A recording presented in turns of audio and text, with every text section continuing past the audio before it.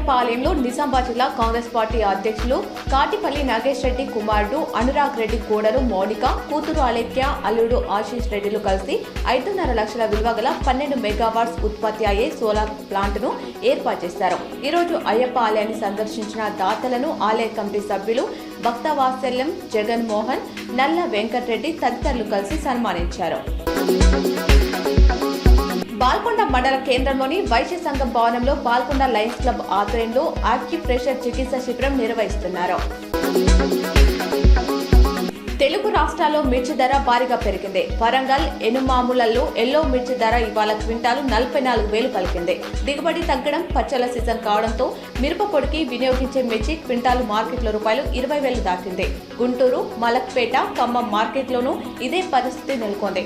Devanur Deluxe మిర్చి ఏకంగా 4,000 పెరిగింది. ధరలు పెరగడంతో రైతులు సంతోషం వ్యక్తం చేస్తున్నారు.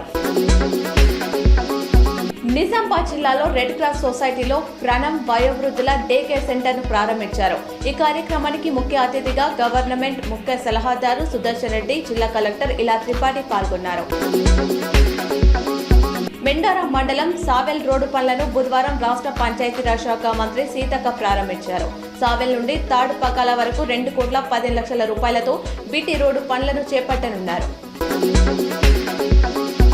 కామారెడ్డి జిల్లా సదాశివనగర్ అయ్యప్ప ఆలయంలో అంజయ్య గురుస్వామికి సన్మానం చేశారు. మున్సిపల్ ఎన్నికల్లో పోటీ చేయడం లేదని జాగృతి అధ్యక్షురాలు కవిత ప్రకటించారు. ఏ పార్టీకి మద్దతు కావాలంటే ఆ పార్టీకి తెలంగాణ జాగృతి సపోర్ట్ చేస్తుందని తెలిపారు. కాగా కవిత కొత్త పార్టీ ఏర్పాటుకు సలహాలు చేసిన విషయం తెలిసిందే. ఆ ప్రక్రియకు మరింత సమయం పట్టే ఛాన్స్ ఉండడంతో పోటీకి దూరంగా ఉన్నట్లు తెలుస్తుంది.